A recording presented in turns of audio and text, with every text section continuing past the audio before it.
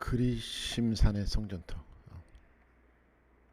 사마리아의 산당 예배, 참된 예배, 영원한 삶. 8. 참된 예배. 예수가 말한 참된 예배란 무엇인가? 그것은 다름 아닌 하나님과 만나는 것이다. 하나님은 영원히 사람의 마음에도 있다.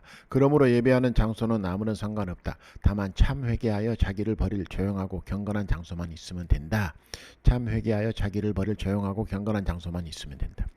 참된 예배는 사람들이 듣는 데서 큰 소리로 자기 생각을 이야기하고 자기가 원하는 것을 이루어 달라고 정하는 것이 아니다. 그것은 기다림이다. 그것은 기다림이다. 제 마음을 비우고 기다리면 그 마음속에 하나님의 목소리가 들려온다. 제 마음을 비우고 기다리면 그 마음속에 하나님의 목소리가 들려온다. 마치 샘물처럼 흘러나온다. 그때 오랜 세월의 허전한 마음을 온전히 채워주는 생명의 기운이 온몸에 흐르게 된다. 그 순간 내가 하나님 안에 있고 하나님이 내 안에 있음을 체험한다.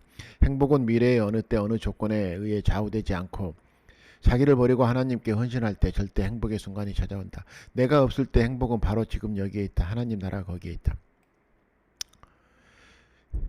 행복은 미래 어느 때 어느 순간에 행복은 미래의 어느 때 어느 조건에 의해 좌우되지 않고 자기를 버리고 하나님께 헌신할 때 절대 행복의 순간이 찾아온다. 내가 없을 때 행복은 바로 지금 여기에 있다. 하나님 나라가 거기에 있다. 내가 없을 때. 아멘. 그래서 예수가 참된 성전은 사람의 몸이라 한 것이다. 이 세상 누구도 이 참 예배를 경험할 수 있다. 그러면 그 마음속에 오록 딱딱하게 굳은 응어리가 풀리면서 자기 본래 부드럽고 자유로운 본성을 되찾을 수 있다. 이 행복은 하늘이 사람에게 부여한 권리다. 사람의 몸은 참된 성전이다. 영원한 양식. 이때 먹을 것을 구하러 갔던 제자들이 돌아와서는 예수가 사마리아 여인과 이야기하는 것을 보았다. 그들은 깜짝 놀랐지만 아무 말도 물어보지 않았다. 그는 언제나 제자들의 생각을 넘어서는 행동을 해왔다. 제자들은 다시 예수에게 어서 식사를 하시라고 말했다. 그러나 평소에는 같이 식사를 하던 예수가 이번에는 먹기를 사양했다. 제자들에게 가르쳐 줄 일이 있었기 때문이다. 나는 시장하지 않다. 내게는 그대들이 모르는 양식이 있기 때문이다. 그러자 제자들은 저희들끼리 누가 이미 선생님께 식사를 드렸나 하고 이야기했다. 예수의 대답은 수수께끼와 같았다. 내 양식은 나를 보내신 분의 사명을 완수하는 일이다. 사명을 완수하는 일이 내 양식이다. 그러나 이 말은 알고 보면 그리 어렵지 않다. 사람은 우주의 생기를 그대로 받아들일 수 없다. 그러므로 동식물을 섭취해서 살아간다. 하지만 하나님과 하나가 된 사람은 음식을 먹지 않아도 마치 식물이 태양으로부터 에너지를 받아들이듯이 직접 우주의 생기를 받아들인다. 이렇듯이 어려운 처지에 있는 사람들에게 봉사하는 사람은 거기서 크나큰 기쁨과 활력을 느끼게 된다. 그들은 우주와 감응하여 그 생기를 받는 것이다. 비록 생명을 유지할 정도의 에너지는 아니라도 그 원리는 같은 것이다. 원리는 같은 것이다. 실제로 우주의 에너지를 취해 살았던 사람이 있다. 인도의 요기 기리발라 1868년. 요가난다는 1936년에 그녀를 직접 만난 적이 있다. 요기 기리발라는 그런 여자네. 그때 그녀의 나이는 68세였는데 13세 되던 해부터 음식을 먹지 않았다 하니 무려 55년을 아무것도 먹지 않고 살았던 것이다. 기리 빌라가 젊었을 때 그녀가 살던 주의 장관이 이 소문을 들었다. 그래서 그녀를 데려다가 자기 관저에 가둬놓고 정말 아무것도 먹지 않는지 면밀히 감시하였다. 그러나 얼마 안 있어 그 장관은 기리 발라를 풀어주었다. 그러면서 기리 발라를 빛으로만 사는 사람으로 인정해 주었다고 한다.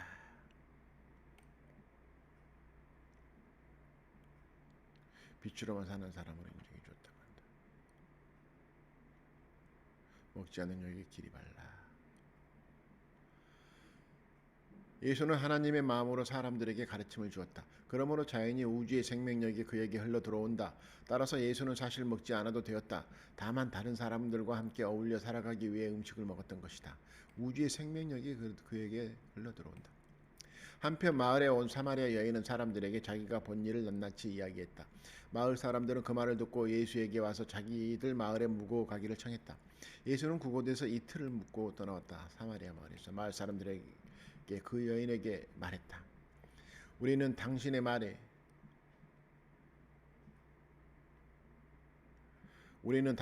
맞는 것을 우리 눈과 귀로 똑똑히 확인했어. 저분은 틀림없이 세상을 구원하실 구세주여. 마을 사람들이 그 여인에게 말했다. 그들은 마음이 가난하여 작은 증표로도 메시아임을 인정했다. 그들은 마음이 가난하여 작은 증표로도 메시아임을 인정했다. 무엇을 더 바라지 않았다.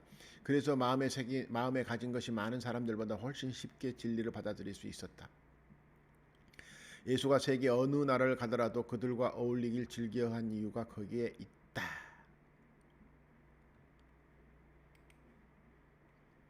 왕실 관리의 아들을 고침. 13. 갈릴리 사람들은 예수가 예루살렘에서 한 일을 잘 알고 있었다.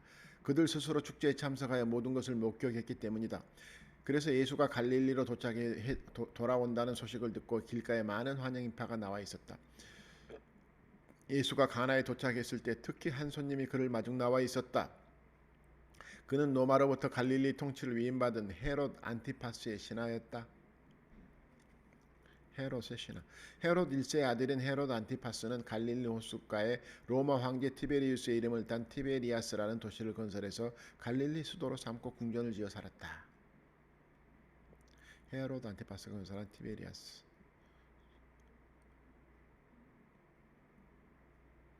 그 신하는 아들이 병으로 죽어가고 있었기에 예수가 가나로 온다는 소식을 듣고 급히 달려왔던 것이다. 갈릴리 왕의 신하가 예수에게 왔다는 사실은 예수가 갈릴리 사회 전체에서 예언자로 인정받고 있음을 뜻했다. 왕의 신하는 예수를 만나자 아들을 살려달라고 예언했다. 예수는 그 신하를 보고 이렇게 말했다. 사람들은 기적이나 이사를 보지 않으면 믿지 않는다. 이 말은 이 신하의 아들이 병이 난 것은 예수가 하느님의 사람임을 세상에 보여주기 위해 생긴 일이라는 것을 암시한다. 사람들에게 진리를 알리기 위한 방편으로 기적을 보여야 하는 것이다. 그 신하는 이 말이 무슨 뜻인지 모르고 다만 간청할 뿐이었다. 선생님, 제발 제 아들이 죽기 전에 가주십시오. 그제야 예수는 답을 했다. 집으로 돌아가시오. 그대의 아들은 살아날 것이오. 관리는 그 말을 믿었다. 그리고 급히 발길을 돌려 집으로 향했다. 그의 집은 가버나움인지라 가나에서 60리 길이나 되었다. 다음날 그가 아직 집에 도착하지 못했는데 길에서 자기 하인을 만나게 되었다. 하인은 주인에게 아들이 다 나았음을 알리러 오는 중이었다. 순간 그의 머리에 스치는 생각이 있어 아들이 언제부터 좋아지기 시작했느냐고 물었다. 그러자 하인은 전날 제7시부터 열이 떨어졌다고 대답했다. 그 시각은 바로 예수가 그대의 아들은 살아날 것이오라고 말한 순간이었던 것이다.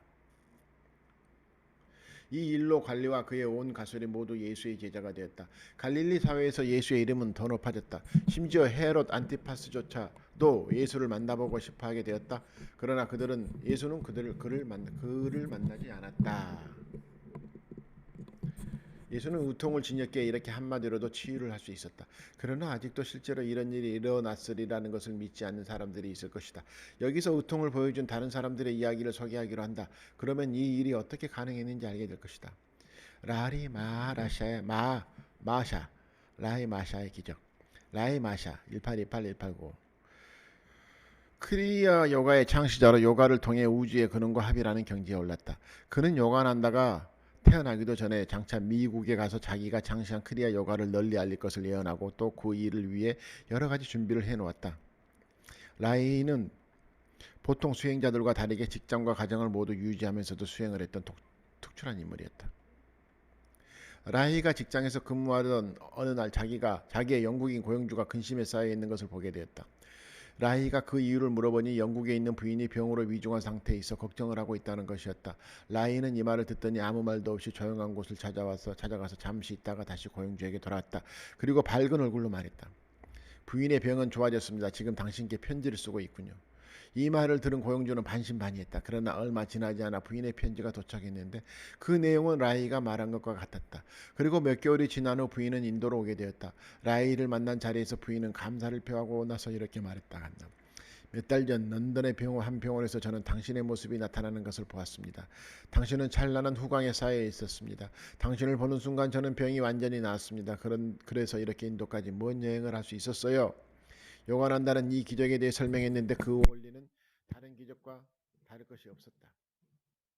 생명은 전자와 양자가 진동함으로써 유지된다. 그 진동을 통제하는 것이 생명의 기운인 프라나다. 병이 생겼다는 것은 전자와 양자가 건강할 때와 다른 수치로 진동한다는 것을 의미한다. 라이 마샤는 프라나에 접촉하여 부인의 잘못된 진동수를 정상치로 바꾸어 놓았다. 그래서 부인은 다시 건강하게 된 것이다. 그런데 인도에 있던 라이는 어떻게 런던에 나타날 수가 있었을까? 그는 자신의 육체를 이루고 있던 전자원소를 분해하여 순간적으로 멀리 이동시킨 후 그 장소에 다시 모습을 재현한 것이다.